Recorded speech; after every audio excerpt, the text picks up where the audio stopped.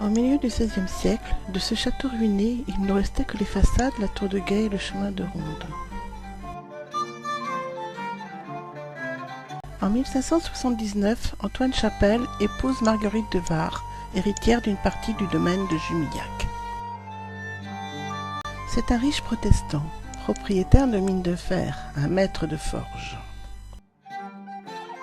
Il rachète la dernière part du domaine ancestral, comprenant les ruines du château de Jumillac, et entreprend de le restaurer. En 1582, il apporte son soutien à son suzerain, le vicomte de Limoges, comte du Périgord et roi de Navarre, le futur Henri IV, qui le fera baron en 1597. La restauration du château dans le style Renaissance va se poursuivre.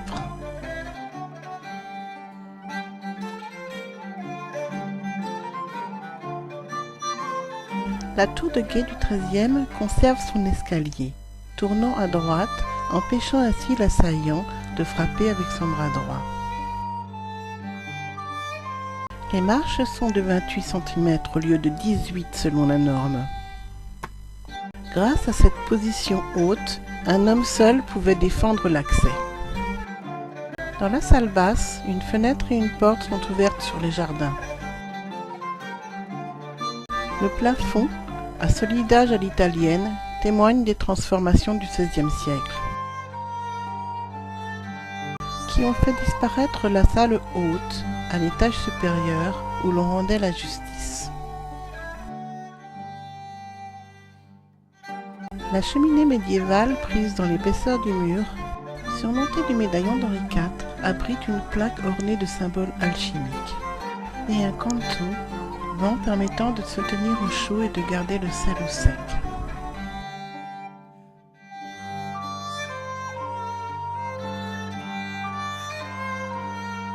Le tout conservé sous des fenêtres de comble.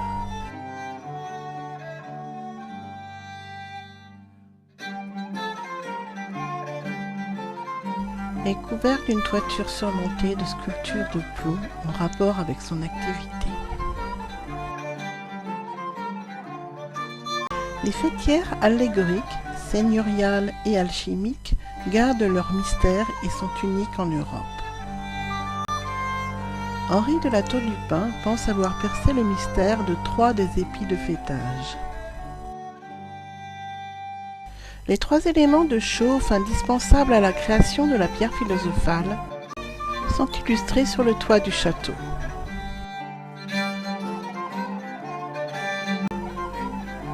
La justice pour l'élément féminin,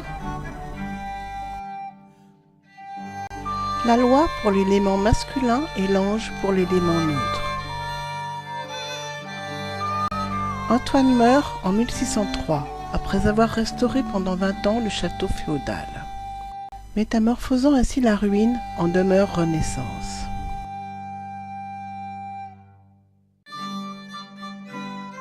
Son fils Antoine se marie le 3 janvier 1610 avec Louise de Hautefort,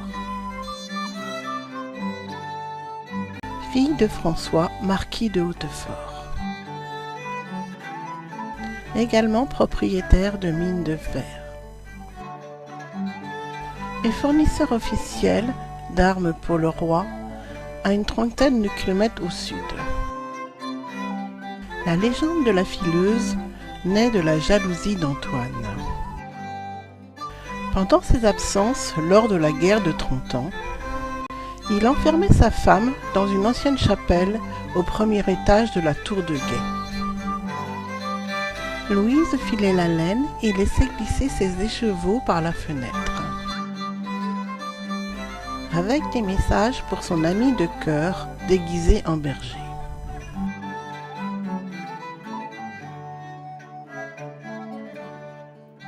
Mais Antoine surprit les amoureux et envoya le jeune homme se faire moine à l'hospice du Grand Saint-Bernard dans les Alpes suisses.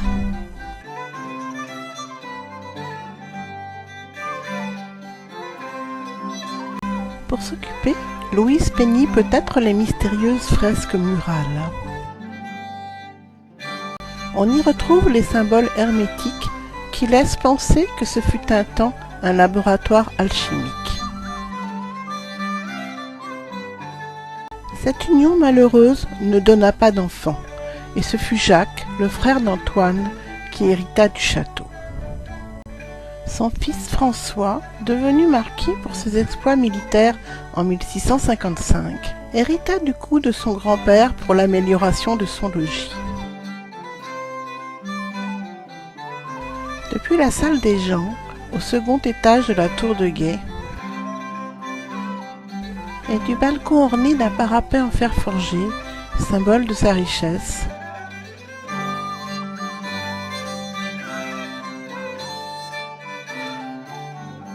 la vue donne sur la cour et les deux ailes qu'il fit surélever d'un étage.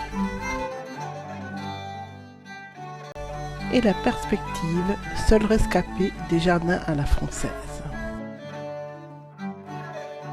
Avec bassin et adduction d'eau inspirés par le nôtre.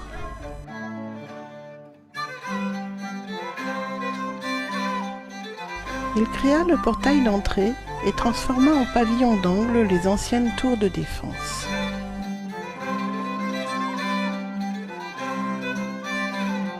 Comme en témoigne encore Chemin de Ronde et Machicoulis.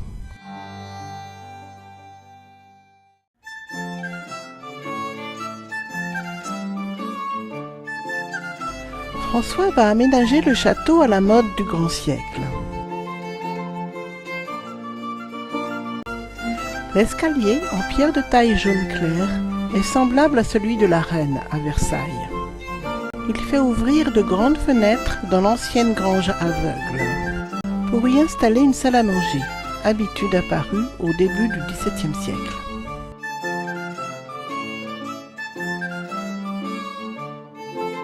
Elle est meublée d'une grande table italienne du XVIIe,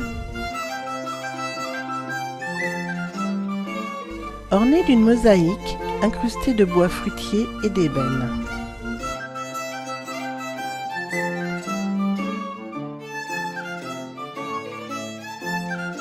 Et d'un meuble lave-mains où l'on mettait les serviettes, bassins et réservoirs. Le sol en pisé est typique du Périgord, où les paysans ramassaient des petits cailloux en pierre de lauze qu'ils façonnaient au marteau en forme légèrement triangulaire. Au XVIIIe siècle, les Jumillac, répartis en 3 branches, rayonnaient en Périgord, Limousin et Corrèze. Il s'agissait de tenir son rang, tout était dans l'apparat et les honneurs. D'où l'utilité de cette armoire de mariage, dont on laissait les portes ouvertes afin de montrer les pièces armoriées d'argenterie et de porcelaine.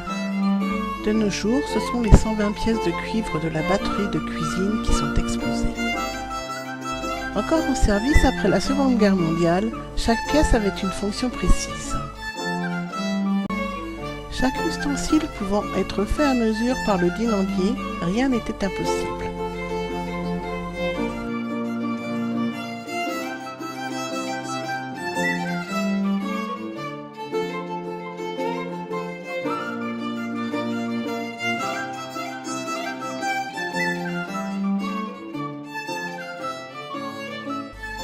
La grande cheminée a conservé sa potence pour sortir le chaudron du foyer. À gauche de l'âtre, un petit four à pâtisserie. On préparait les sauces délicates dans des cassolettes en les chauffant sur un creuset.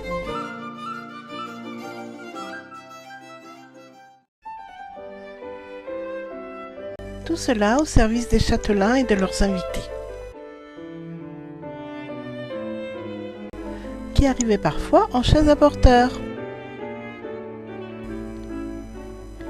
Le marquis et la marquise, habitués aux usages de Versailles, accueillaient probablement leurs visiteurs sur le palier du premier étage.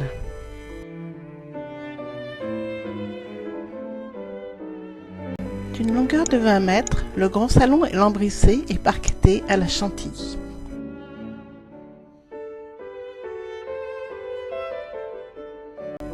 Au mur, 9 scènes de chasse, grandeur nature, attribuées à Jean-Baptiste Oudry, célèbre peintre animalier à la cour de Louis XIV et Louis XV.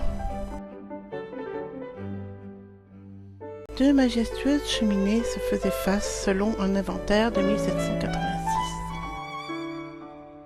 Il n'en reste qu'une, dont la structure en bois sculpté est de style Louis XIII. Deux des allégories des 4 saisons, l'automne et l'hiver, ornent le premier étage. L'automne avec ses grappes de raisin et l'hiver avec le vieil homme emmitouflé. Ils symbolisent le déroulement des âges de la vie. Et en bas, deux représentations des saints protecteurs.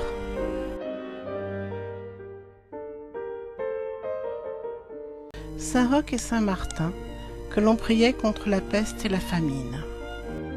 En Périgord, au XVIIe, il y eut de terribles épidémies de peste bubonique, entrecoupées de périodes de grande famine. Depuis la tour carrée, transformée en appartement privé, l'impressionnante galerie de 70 mètres mène à un balcon surplombant le jardin. 12 terrasses sont dessinées sur une maquette de 1777, descendant par degrés jusqu'à la rivière Nil, 45 mètres plus bas.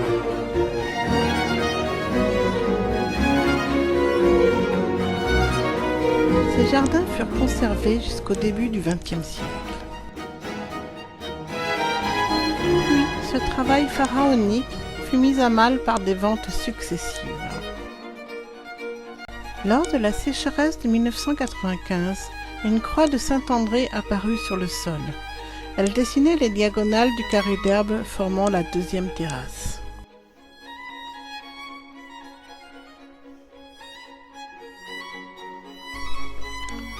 L'actuel propriétaire se mit au jardinage et devint paysagiste. Il réorganisa autour du bassin central et de son jet d'eau les thèmes associés à l'histoire du château. Leurs dessins reprennent les concepts des jardins en terrasse de la Renaissance et les principes du jardinier de Louis XIV, André Le Nôtre. Un tilleul, un parterre de fleurs protégé d'une charmille, une roseraie bordée de buis taillés et un mini-système solaire aux planètes fleuries.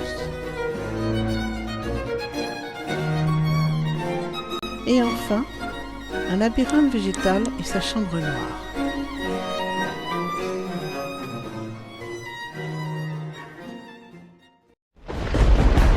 Il n'y eut pas de réelle insurrection lors de la Révolution française.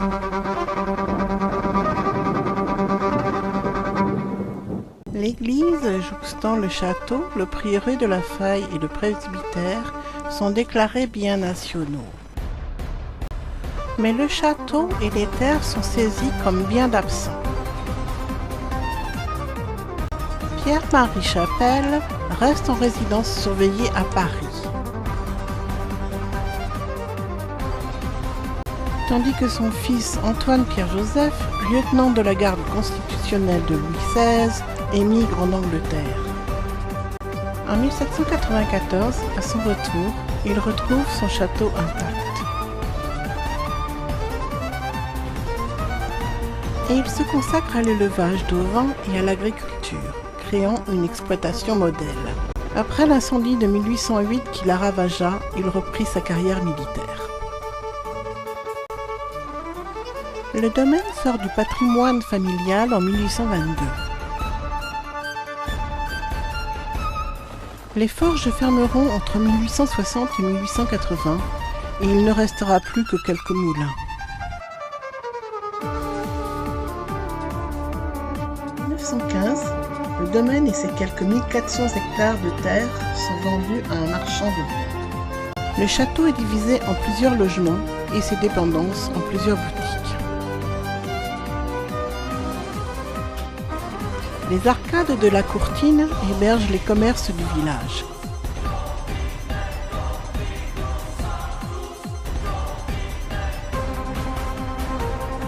La gare du chemin de fer qui reliait Saint-Yrieix à Thiviers est installée dans l'entrée du château.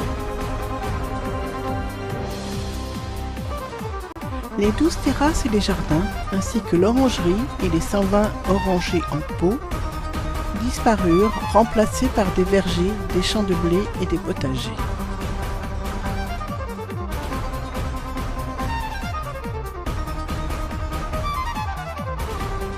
En 1927, le comte Odet de Jumignac et son épouse, Mathilde de Dreux-Brézé, rachetèrent le château familial. Aujourd'hui, leur petit-fils, Henri de la Tour du Pin Jumignac et son épouse en sont les propriétaires.